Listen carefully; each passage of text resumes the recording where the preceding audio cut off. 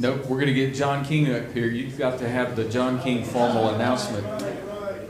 So John King is our church and community resource consultant, and John has been with us how long? Going on 37 years. 37 years. Let's give John a hand. Amen. Thank you very much, Dr. Crane, and we're delighted to have each and every one of you. I'm just glad to be here and glad to be a part of this great event, what worship pastors wish pastors knew. And I thank God for that. I've been working on helping worship pastors know what pastors are looking for. In particular, I have my minister music, and I'm going to go on, but I remind him of how important it is to have an appropriate song. You've heard the story of the minister that got up and talked about, if I had my wishes, I'd take all the whiskey and pour it in the river. And the choir got up and started singing, "Meet Me at the River." That's inappropriate, and certainly we thank God for you. Let's give the Lord another hand clap of praise. Amen. Come on. It is my great joy to introduce the song, present to others, Dr. Chip Coley. He serves as the Chief Administrative Officer, and we're delighted to have him. He's a graduate of Stanford University, also the Southern Baptist Theological Seminary. He earned his PhD from Tennessee Temple University in Chattanooga. He's married, has 2 children. Both of his children are graduates of Stanford University, and they are members of Hunter Street Baptist Church. Would you give a hand for Dr. Chip Coley? Amen. Amen. Come, Dr. Coley. Okay, that was my cue. Yeah. That's it. Sorry, John. Thank you. Well, thank you for letting us be here today. The guys are going to come on up just to start us in something very familiar. Therefore, I urge you, brothers, in view of God's mercy, to offer your bodies as living sacrifices, holy and acceptable. Now, this is your spiritual act of worship. Don't be conformed any longer to the patterns of this world, but be what? Transformed by the renewing of your minds. Then you will be able to test what God's will is, His good, pleasing, and perfect will. And then if you go on in that chapter, what does it talk about?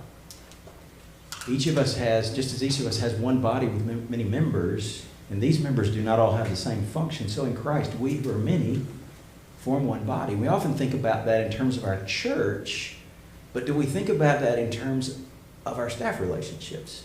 Maybe our home relationships in the laboratory of our home. Do we apply those same principles of Romans 12?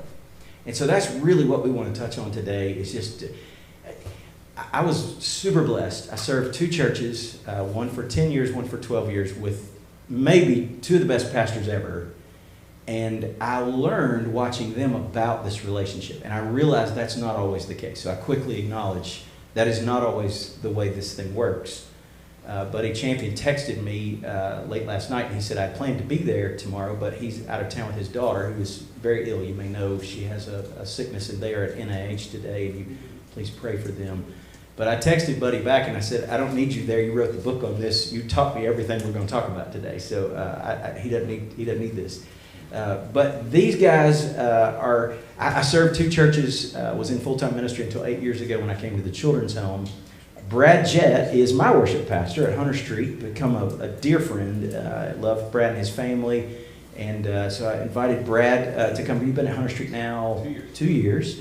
Has a beautiful wife and 3 children, and just a beautiful family. And so Colin Clardy was... when I think about Colin, I think about the University of Mobile. You're probably all familiar with Voices of Mobile. He and his wife Hannah, very involved there. Hannah and Colin led that group up until we were able to snatch him away and bring him to the children's home about a year ago. And so happy to have Colin on our team. And he brings some youth to the panel here. And then, of course, Michael Adler has been in Birmingham for a long time, has made a huge difference in our community in terms of the work that he did at Shades Mountain, but now also the work that he's doing through training future leaders in ministry. And Michael can tell you more about that if you're interested. But Michael and Linda have served very faithfully for a long time. And he's got quite the resume. I won't go through everything, but he's become a dear friend as well. One of the most creative people I've ever known, and just has a heart that wants to help and wants to build God's kingdom. And so what we're going to do is just sort of, I'm going to pitch out some questions, and I want these guys to respond to the questions, and we're just going to have a little discussion here about this relationship between a critical relationship between the pastor and the worship pastor. And to get us started, could you tell me if you are, let's say if you're a bivocational pastor, could you raise your hand? Let me see how many of those we have in the room. Okay. And then if you're a senior pastor and you have a bivocational worship pastor, would you raise your hand? Yep, figured that. And then if you are a worship pastor, maybe I know we've got a few here. Great. Okay, does that give you all an idea who we got in the room? And yeah, so good. All right. So let's talk about, just start out with that relationship, the relationship between the pastor and the worship pastor. How important is that relationship? Why is it, sort of rhetorical, how important is it, but why is it important? And what are things that you've seen work well when that relationship is going along like it should be? Don't be shy. Let's just call the elephant out in the room. It's oftentimes on the platform that those two men, and/or I see a lady worship leader as well, are seen in a way that everyone is assuming in the room that these two people are serving together faithfully, daily, best friends, whatever you would say about that. They are locked arms. Everyone is thinking that is happening all the time. And all of us know in ministry, is that or isn't that happening is the question. I think that's why we're here. But that is the assumption every single time. And what a privilege we have as ministers of God's kingdom to be able to lead and be a part of a corporate worship gathering together and to be a part of sharing a platform. I think it's one of the greatest privileges. And to be able to do that together, I find my pastor in every season I've served at a local church, and currently, he has been a faithful worship leader weekly, Sunday morning, every single time. I can, in that spot right there that you're sitting, I can look at my pastor and I can know that he is fully committed to what I'm a part of weekly at Hunter Street and other places. And so I think that partnership is just critical in the way that our church sees that on a weekly basis. They don't see that relationship in the same way they see other ministries. It's good. It's visible.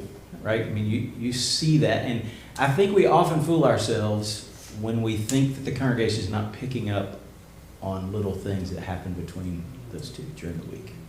I don't know if you've ever done that, but I think we can fool ourselves. We think, you know, if I smile at him on Sunday, we're on the stage, everything's fine. Boy, they know. They pick up when there's an issue between those two.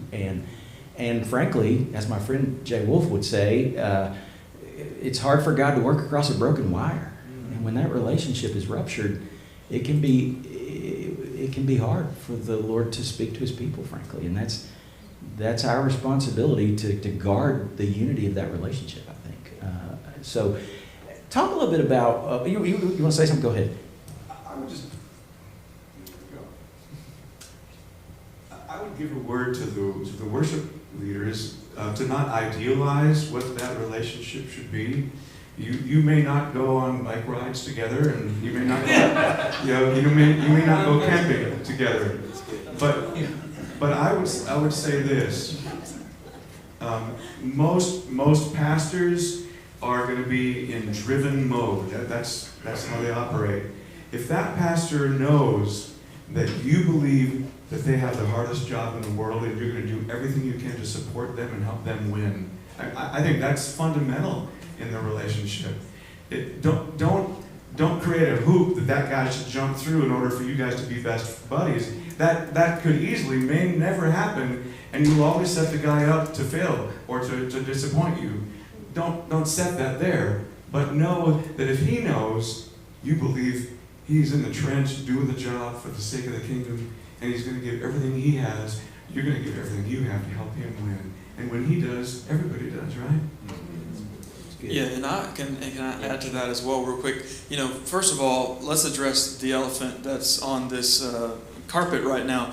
I feel a little unqualified to be here. These guys are heroes of worship ministry, and I myself, I think the only thing that really qualifies me to be here is that I just have a lot of experience with both students, both recent friends of mine, but also students of mine that have recently stepped into worship ministry or currently serving in churches right now, and some that are no longer serving in churches for various reasons. And so what I want to say to you, specifically the pastors in the room, is please be aware that specifically young guys and girls that are coming out of college, or maybe they didn't go to college, or they just are musicians, they have a heart for worship, or whatever has brought them into the realm of potential worship leading positions, be it bivocational, full-time, volunteer, whatever, they are thinking and are concerned about the relationship with the pastor. Like, that is more than likely, potentially even a strong concern of theirs. I wonder what that relationship's going to be like as they are thinking about where God might be calling them. That's like one of the number one factors, is I wonder if that relationship's going to work. And so I know sometimes you can just get locked in, just let's find the person, but remember that the person you're looking for is also really concerned about what that relationship's going to be like. It's good. How many of you are aware that it's hard for people to find worship pastors in some churches these days? Raise your hand if you're aware of that. Of course you are. I used to kid Rick Lance and Sammy Gilbert. I said, you guys think I got like people in my pocket? These people would call me. Rick Lance told me to call you. You got names. I got no names. I don't know who to tell you to call. They're hard to find, right? So this is important to think about. That relationship is important to that young kid who's looking for that first church. That's an important thing to him. How is that going to be when I start working with this pastor? And so it's hard enough to find one. This would be something I would want to study. How can I be a good friend to that young worship pastor who's coming on my staff? Let's go back to something that Michael pointed out, which I think is a great point. Not to put a hoop out there, as you said, that they have to jump through to make them that relationship effective. I think that's really important. And I guess it's okay for me to say this. One of them's in heaven now, so I guess I can tell this story. So a guy named Larry Black was the minister of music at First Baptist Jackson, Mississippi for many, many years, a good friend of mine. And we were playing golf one day years ago, and he said to me, do you know how blessed you are to have Jay Wolf as your pastor that you work with, and he's one of your best friends? I mean, Jay and I, we text often now about something nothing to do with church, usually to do with fishing or hunting or something, some adventure that we're going to do. But he said to me, I worked with Dr. Pollard for over 20 years. He said, I was in his home one time. That blew my mind. I couldn't believe it. It's a different generation, different time, but they loved one another. As you said, they weren't best friends. They weren't alike at all. If you've ever been around Larry, I call Larry the little general. If Larry's in the room, he's in charge. Larry's something else. But Dr. Pollard was more of an introvert. You wouldn't think that, but he wanted to read books, be alone. He didn't want to be out among people like Larry did, and yet they respected one another, had this relationship. So that's, to your point, I think we got to be careful that we don't. So on this, talk a little bit about, I've heard pastors say, well, I communicate with my worship pastor. I communicate with them. And they even say we collaborate. What they mean is we have a meeting, and I say, here's what I'm preaching for the next 6 months. Now leave me alone. So what's the difference in communication and collaboration, and why is it that we really need both of those things in that relationship? Again, you may not get collaboration. So don't go back to your church and pine away for that. You're going to have to operate on the wavelength that your pastor operates on. I'm just talking to the music guys. But I can tell you that I think the era of the pastor that just, I'll see you Sunday morning, I think that is less than it used to be. I would like to think that. But I also think that on the communication side of things, some simple things like how are you going to end on Sunday morning? Give me an idea of an overall theme. And man, if you can get in the stream with him, they're going to recognize that. But it's truly, for the worship leader, it's going to be you more chasing him than him chasing you. And that's going to be life. Yeah, and I would add to that too. Were you about to talk? I'm so sorry. I wasn't looking at you. I had you, I think to add to that, like, any relationship that you have, be it with a friend or with a spouse or with an enemy, any relationship that you have, in order for that relationship to be 100%, like there's some give and some take. So I do think there's a bit of just managing expectations. You got to know who you're working with. Listen, my wife and I, two of our best friends in the world, we sometimes recognize that, like, we're willing to give more to that relationship at certain points for that relationship to be at 100%. So if we want 100% out of that relationship, sometimes we're giving 80 and they're giving 20, and we're okay with that because the relationship's still 100%. So when it comes to communication and collaboration, like, sometimes you just got to know, again, worship leaders, you got to know who your pastor is. If your pastor is more of an introverted, like, I'm going to get in the room, I'm going to study, I'm going to craft this and pour my heart into it and kind of do it on my own kind of guy, then it might take you kind of being willing to give that 80%. I mean, don't bug him to death or anything like that, but be willing to sort of put yourself out there to make that collaboration happen. Don't assume it's going to come to you if he's just not that kind of guy. Like, it's got to be some, equal understanding, and again, just managing expectations sometimes of what that relationship is going to look like. That's a good call. Expectations, I have never found it profitable to walk into a pastor's office and just say, what do you want to do? And me not have anything prepared for him. I found that if I want to collaborate with him, I'm going to have to give an extensive plan, not in stone, but something to say, maybe something as opposed to a blank piece of paper. Here's what I've worked on, and now where do you want to go from here? You've heard this is not my saying, but our preparation allows for spontaneous moments to happen. Spontaneity allows for more planning to happen. It goes bi-directionally. And so if I can give my pastor an assurance, I don't think my current pastor, our relationship, I don't have to walk into him weekly to say, here's every song I'm singing for the next 6 to 8 weeks. But he knows good and well that I've planned those things out and that I've already got that ready for him if he wants to ask me that at any point. I manage expectations. I've got to know that he has given me his sermons for a season. That might be a quarter, that might be 6 months, that might be a year. But in any situation, the load that he is carrying as senior pastor each and every week, there's people I'm preaching to the choir, and you didn't plan on these 3 funerals you were going to have and 5 other counseling sessions and another round table discussion you were asked to be at. And so I have to assume that I don't always know or get to know what his schedule is. And so I want to make sure that I am not a burden to him as I'm expecting a collaborative experience. One thing I'm fortunate with our current pastor, and this has been true of I think every pastor I've had, as long as he saw that I had my grits together coming in a weekly basis, he would allow me the freedom to choose what was in the front of the service. That is absolutely true now. The first couple, 2 or 3 songs that we do, the things before the message. And if there is a response song or invitation or time of response or whatever that is that your church does, there might be a more collaborative experience based on that sermon. I'll use my current example that I have with my current church that I serve.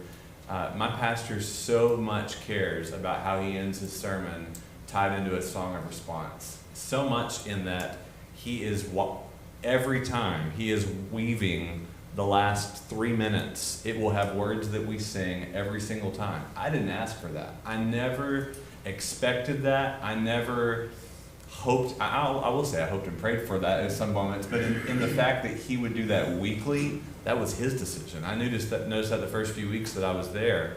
And in that moment, he asked, are you okay if I speak into the closing song? And when I experienced what he chose to do on his initiation, my response to him was, Pastor, if you are going to give that much time into connecting the effort that I'm bringing, I'll pretty much sing whatever song you want me to sing at the end. And so from at that point, he said, are you sure? Like, you're dancing to each other. Are you sure with that? And I said, no, I mean that. If you want to, I don't want to put another burden on you to choose a song if you have something else to do. But if you want weekly to say, Brad, would you sing this? And that brings you whether joy and or connection into what you are preaching, you got it.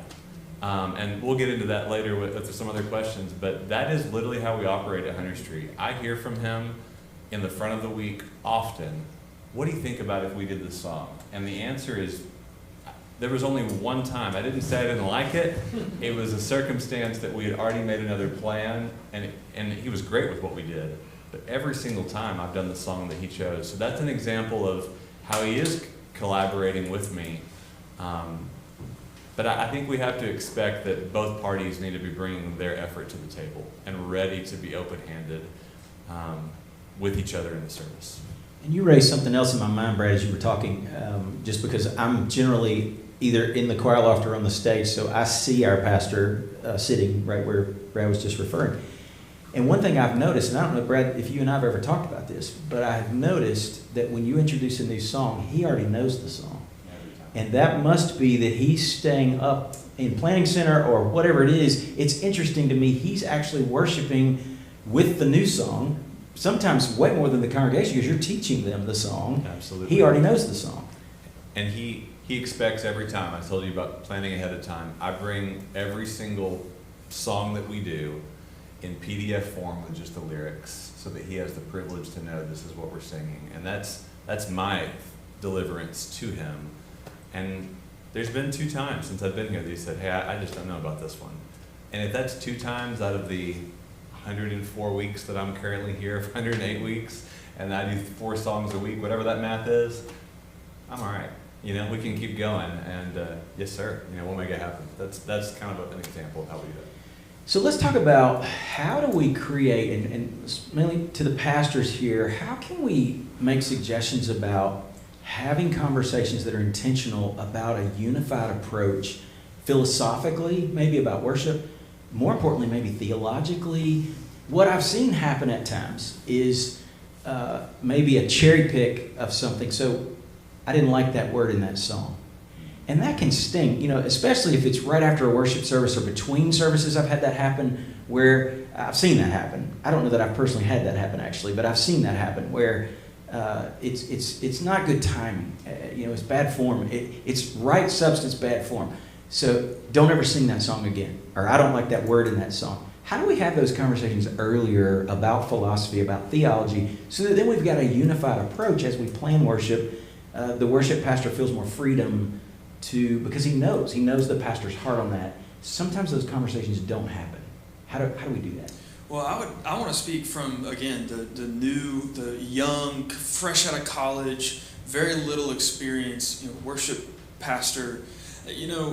I think a lot of times, not every single one, but a lot of them are like they feel inferior theologically to their pastor, and maybe they should, but they feel like, he's so smart and he just knows everything, and I'm afraid to open my big fat mouth about theology, so I'll just sing How Great Is Our God over and over again and it'll be fine because I know he's good and that's true.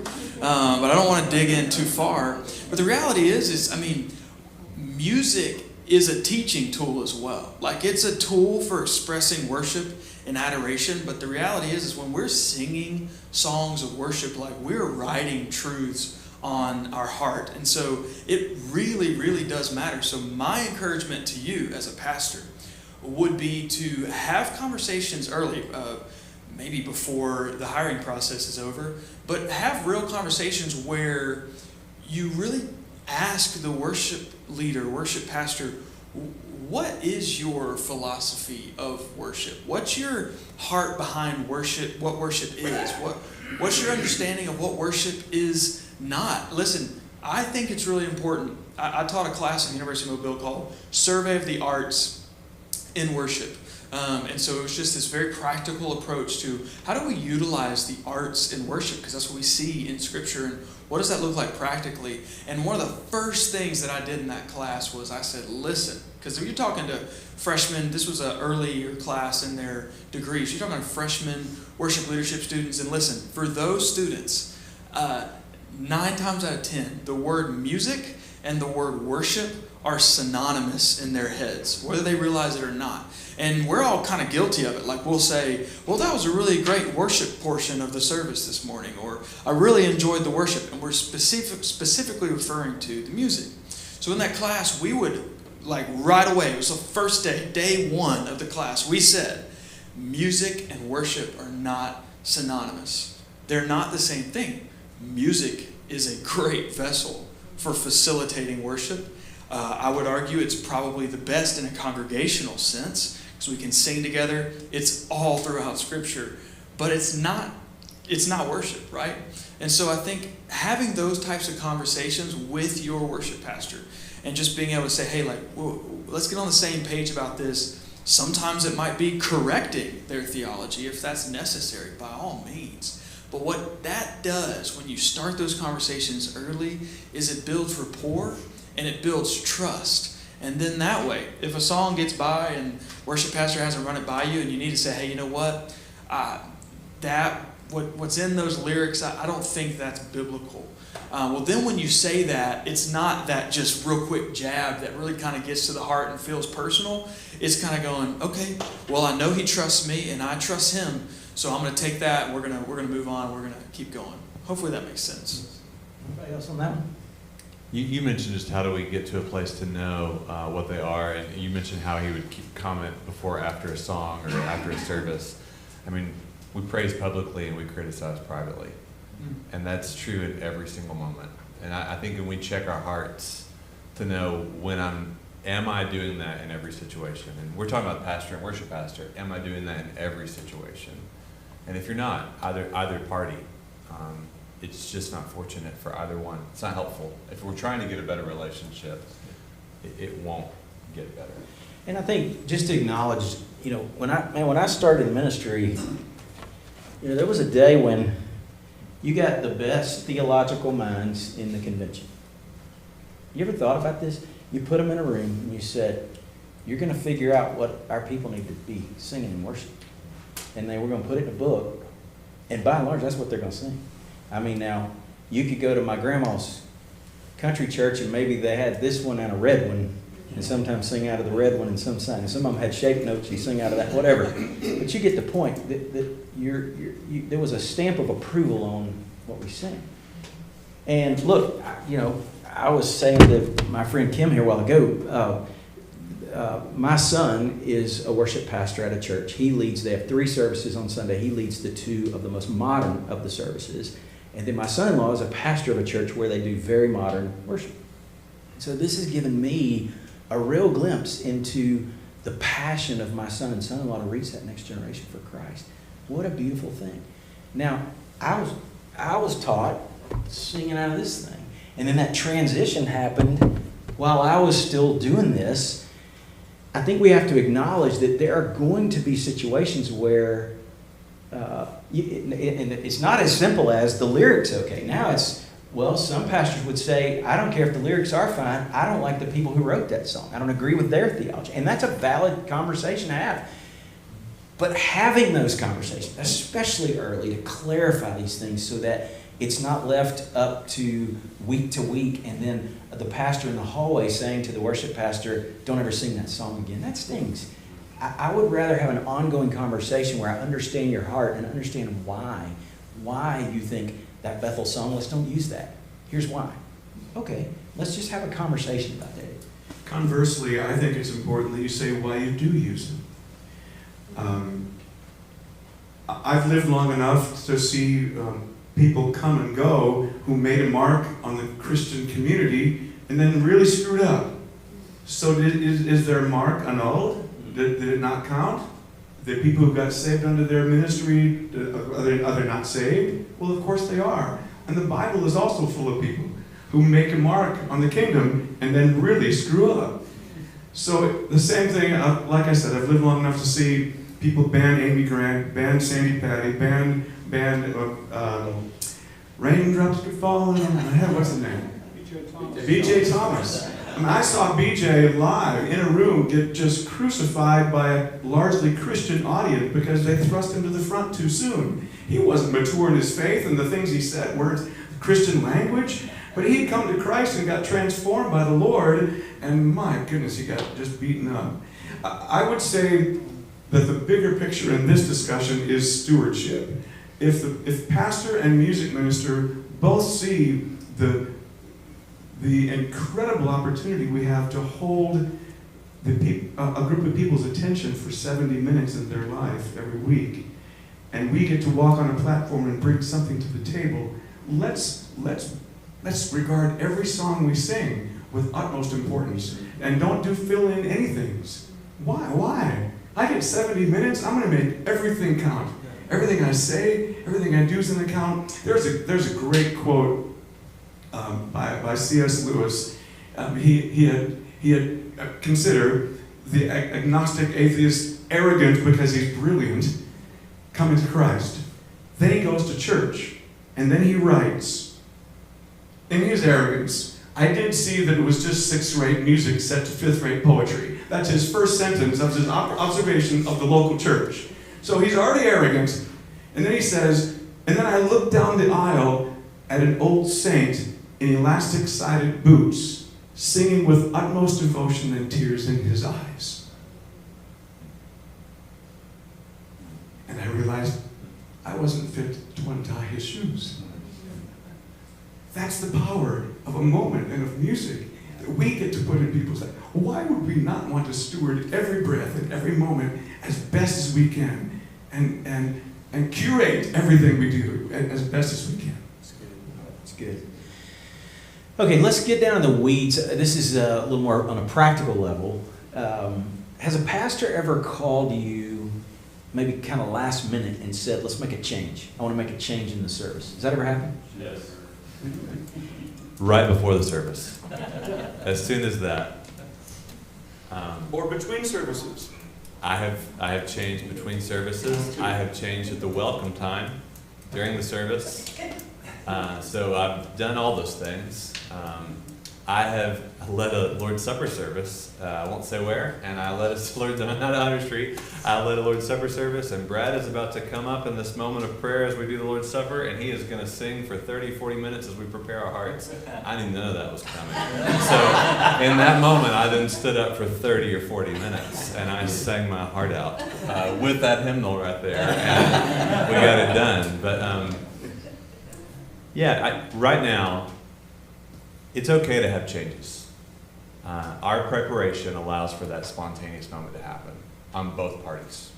If we are not willing in this relationship, pastor, worship pastor, to have enough foresight ahead and enough grace to know that with our load each week that some things need to change, I think, and there's, as we're talking to a room with people with full-time roles, bivocational roles, I mean, if I'm rolling in hot from another responsibility and you know that person has been, whether on vacation or working another job or doing something, there's got to be a mindfulness there of the respect that one another would have just as a person of what they can do. There's another part of a personality. Who we are, all four of us are different men as worship leaders. But the way we're wired, you give me a moment to just come up with something like this, some of us might respond like, this is my dream. I'm living for this. I love this moment. Others are saying, hang on a second. Never found a benefit of surprising my pastor. I've never saw that to happen in that way. So as we think about those last minute changes, I think as a pastor being mindful to know what you're asking.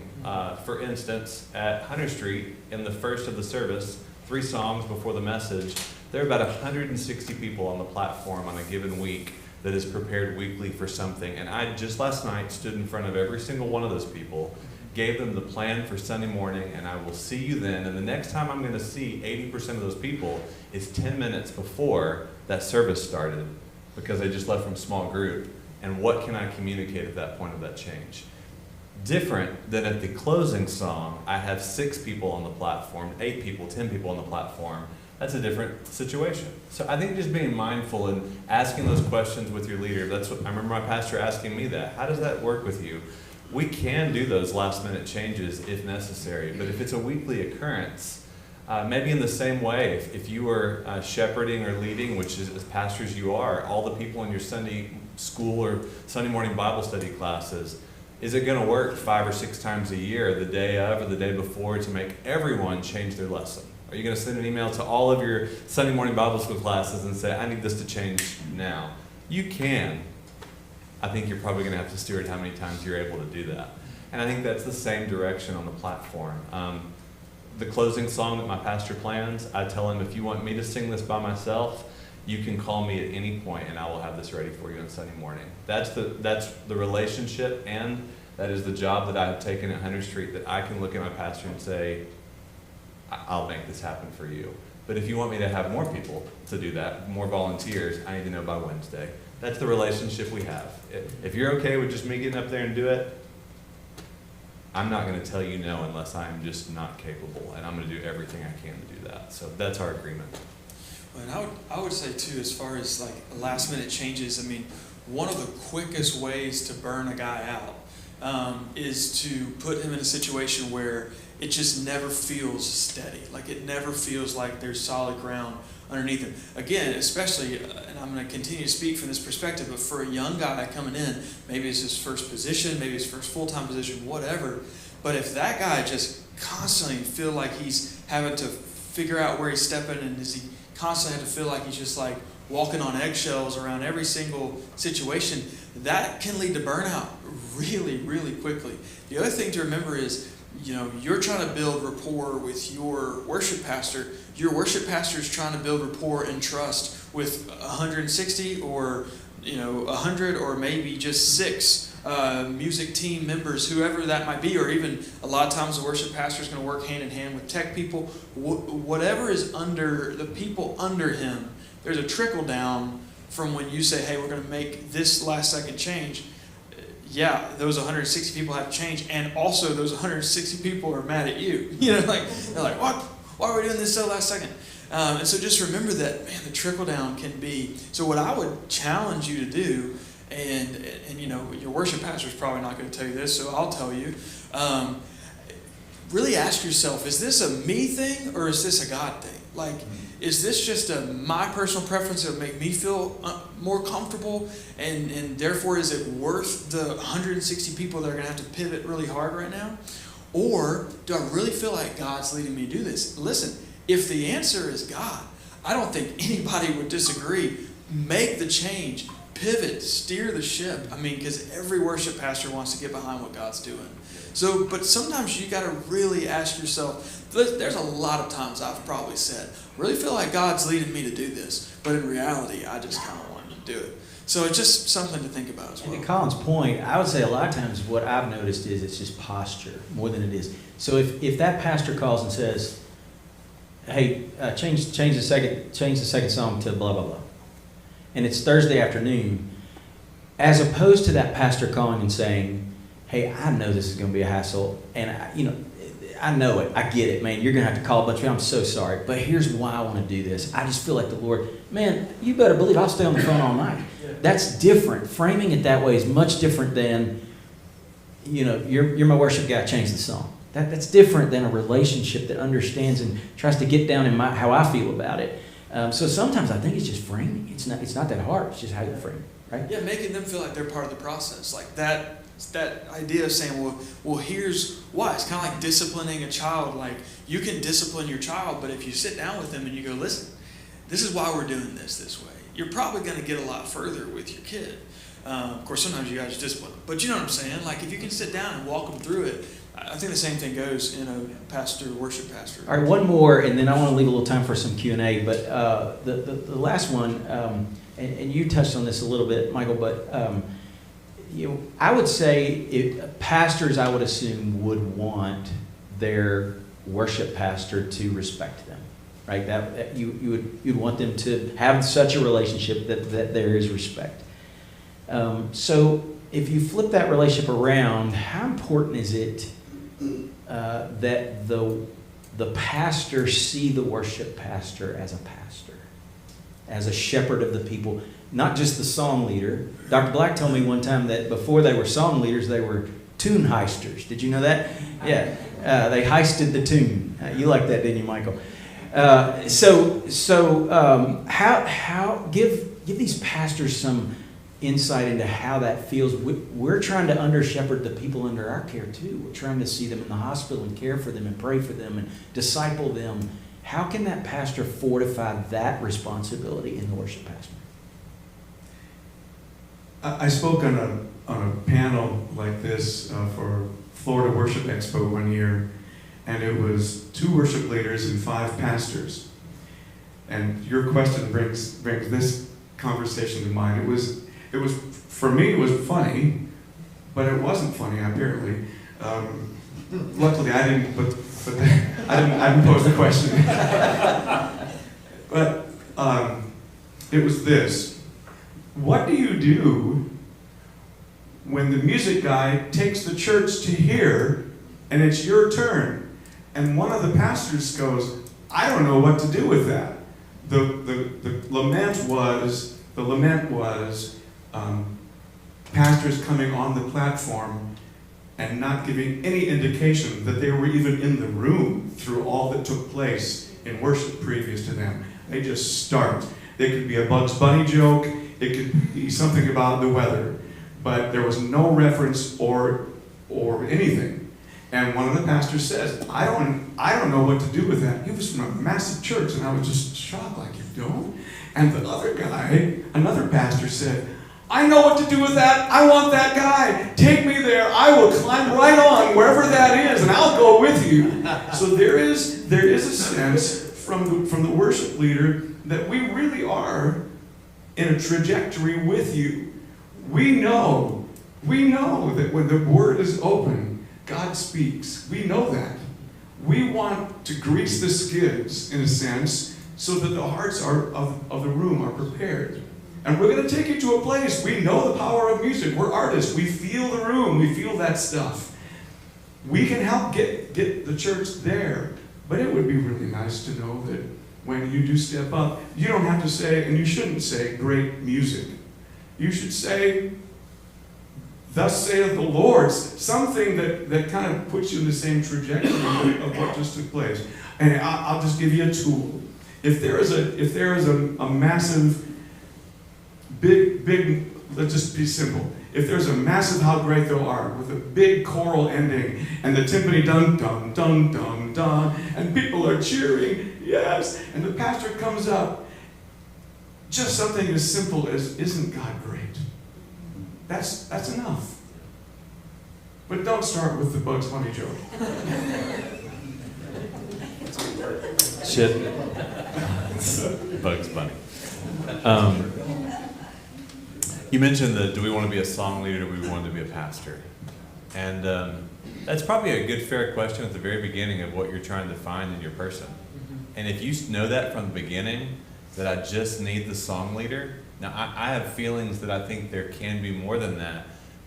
But it is okay if you can just define it as that and both parties agree, I just need you to do these 3 songs, whether it's money or not, but this is what I need, thank you, and do it.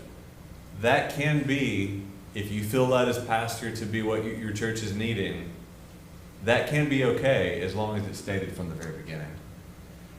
I've never, in whatever size church though, in the interview process, heard that.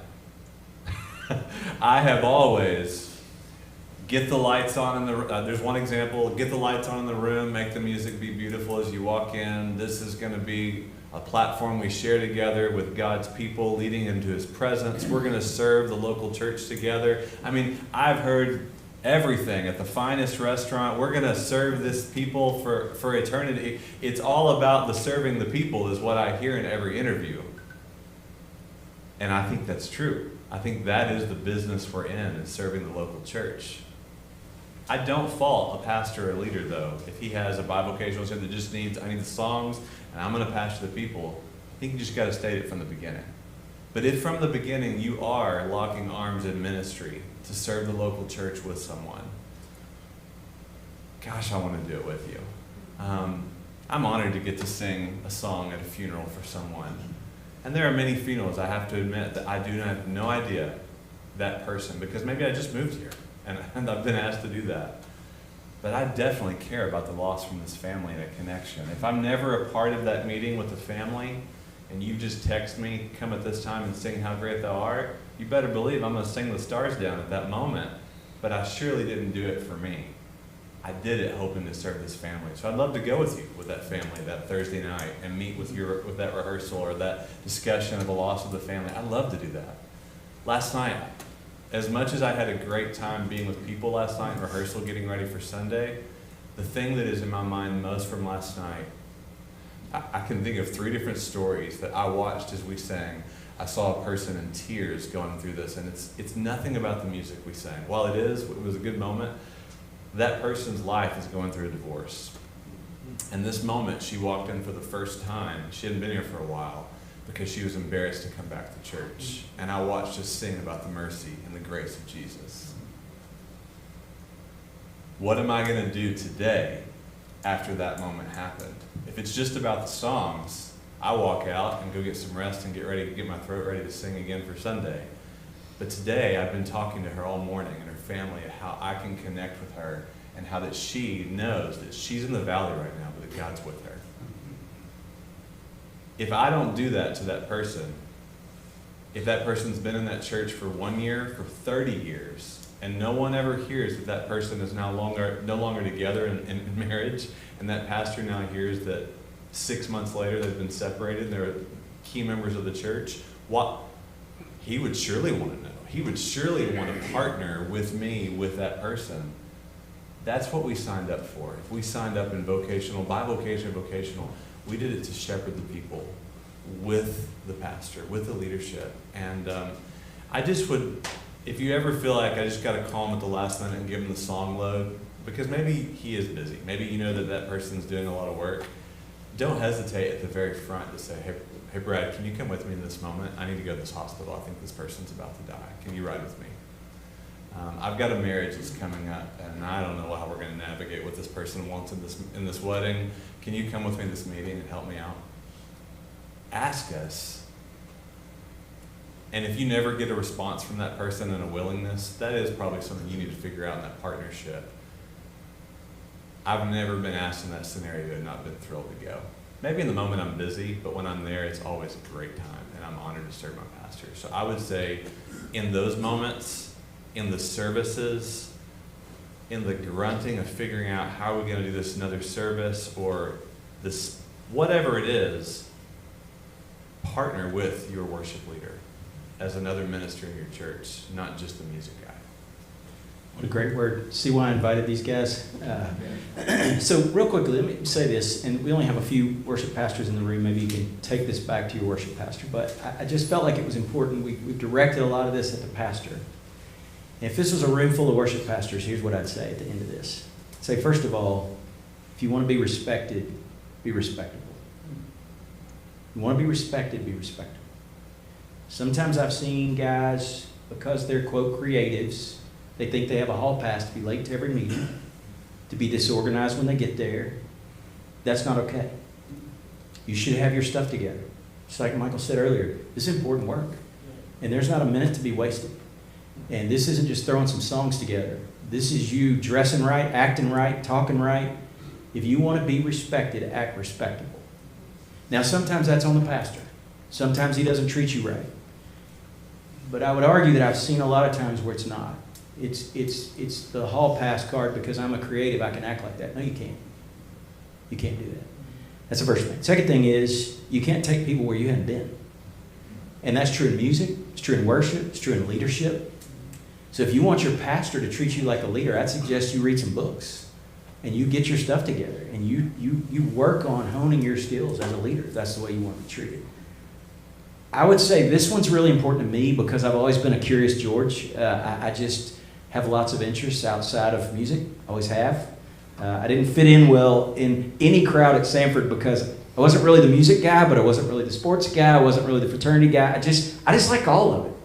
It's like a big feast. I just want all of it. Like I want to go to be fluent in multiple relational languages, I would say to the music guys. Don't just speak music. Your pastor may not speak that language, and that's okay. But be fluent in other languages. Be fluent in knowing how to talk to other church folks. Your pastor's noticing that. And that sends signals to him. He's managing that whole church. And when he feels like you put him in jeopardy in those relationships because you can't speak that language, it frightens him. And that's understandable. And so that's a really important one. And finally, I would say this in closing to that, you're not the pastor.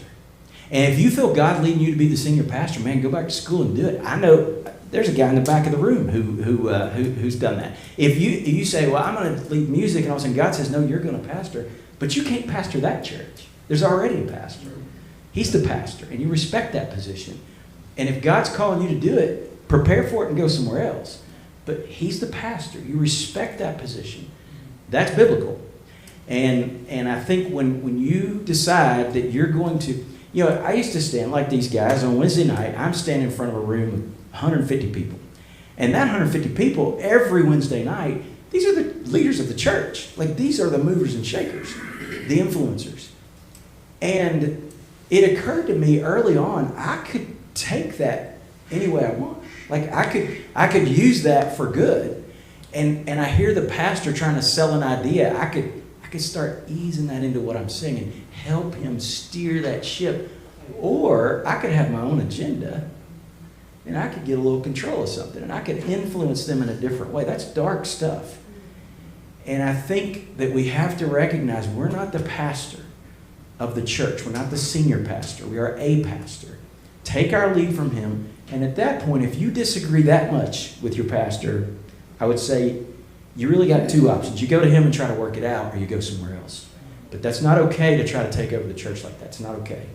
And so feel free to pass that along to your worship guys. And I say that these guys are mature leaders, obviously, and I can't imagine any of them even having that thought. But I've seen that, all of those things I just mentioned. Okay, real quickly, we got to quit. But